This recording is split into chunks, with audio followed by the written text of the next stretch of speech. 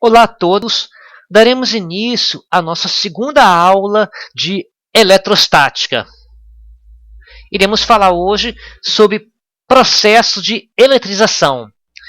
A eletrização pode ser por atrito, isto é, dois corpos neutros feitos de materiais distintos, isso é importante. Quando são atritados entre si, um deles fica eletrizado negativamente, isto é, ganha elétrons, e o outro fica eletrizado positivamente, perde elétrons. Isto é, nesse processo há necessidade de contato e o atrito, isto é, o atrito entre os dois corpos de materiais diferentes, e há transferência de elétrons entre eles. Outro processo de eletrização seria apenas o contato. Se dois corpos condutores, sendo que pelo menos um deles tem que estar eletrizado. No anterior, que era o atrito, não havia necessidade de estarem eletrizados. Bastava ser materiais diferentes, eletrização por atrito. Agora, apenas contato, você tem que haver necessidade de pelo menos um corpo deles estar eletrizado. Pode ser de materiais iguais, mas um estando eletrizado pelo menos.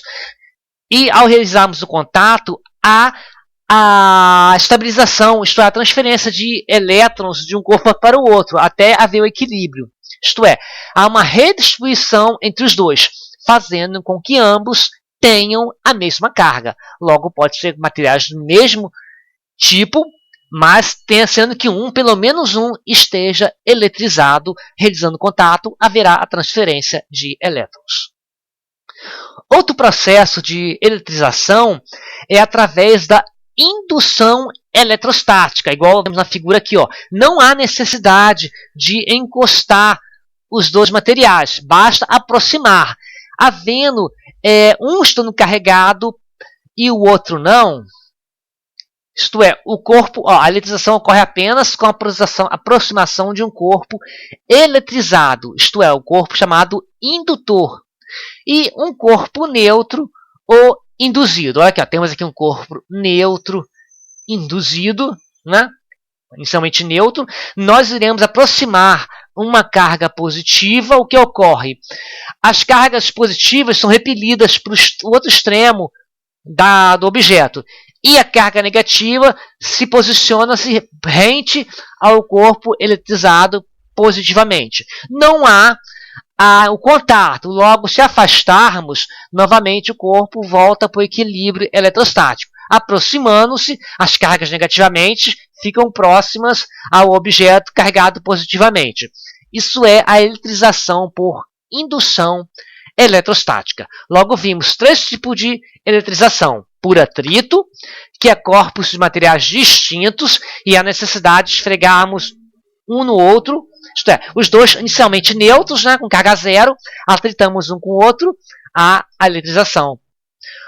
Por contato também, em que pode ser mesmo material, mas ao realizarmos contato, um corpo pelo menos tem que estar eletrizado, realizando um contato, a transferência de um elétron para o outro. E finalmente, a eletrização por indução, em que não há contato. Seguindo mais à frente, iremos estudar o que se entende por lei de Coulomb. A lei de Coulomb diz o seguinte: a intensidade da força elétrica de interação entre cargas pontiformes é diretamente proporcional ao produto dos módulos de cada carga, e inversamente proporcional ao quadrado da distância que as separa. Você vê que é uma forma bem parecida com aquela forma de atração universal, né, entre os corpos. Mas no caso aqui é de eletrização entre corpos. Bem, cargas pontiformes é que nós consideramos a carga como se fosse apenas um ponto. É importante no conceito para a lei de Coulomb. Então o que acontece? Nós temos que duas cargas, Q1 e Q2, dizemos que a força de atração entre essas duas cargas, ela é diretamente proporcional a cada carga de cada um. Reparem bem, diretamente proporcional. Se uma aumenta, a força aumenta. Se Q2 aumenta a carga, a força aumenta. Logo, dizemos que é diretamente proporcional. Por outro lado, ó, é dividido pela distância ao quadrado. Se a distância aumenta, o valor de F vai diminuir. Olha só, não está dividindo aqui a distância? Se o valor de D aumenta, o resultado final da conta aqui vai diminuir a força. Por isso dizemos que a força é inversamente proporcional ao quadrado da distância, ok? Bem, mais uma coisa.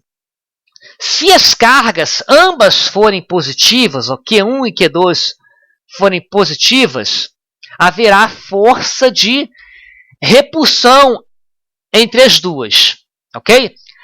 Mesma coisa também se ambas as cargas forem negativas, haverá força de repulsão. Logo, como se diz, cargas iguais se repelem. Se ambas as cargas forem positivas do corpo, haverá repulsão entre eles. Se ambas as cargas forem negativas dos corpos, haverá repulsão entre eles. Só haverá atração entre as cargas se uma for positiva e outra for negativa, ok?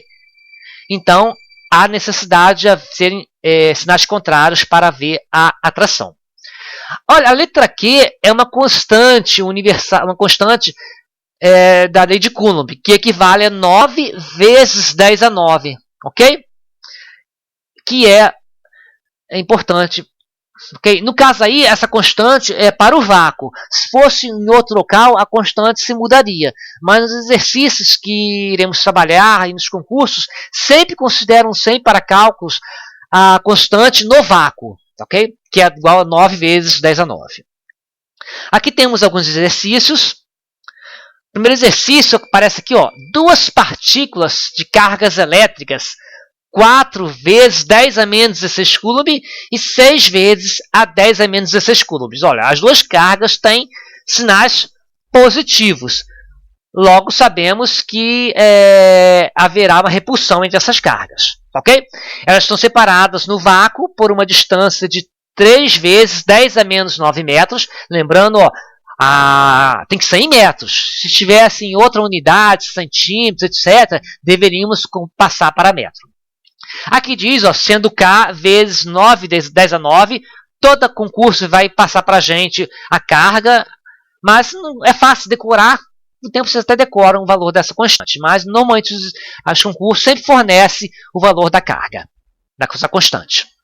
Bem, por fim, pergunta o exercício. Qual a intensidade da força de interação entre elas? Aqui temos a fórmula, F é igual a K vezes Q1 vezes Q2 dividido pela distância ao quadrado.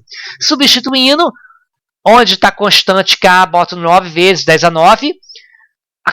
Uma carga... Opa, saiu da página.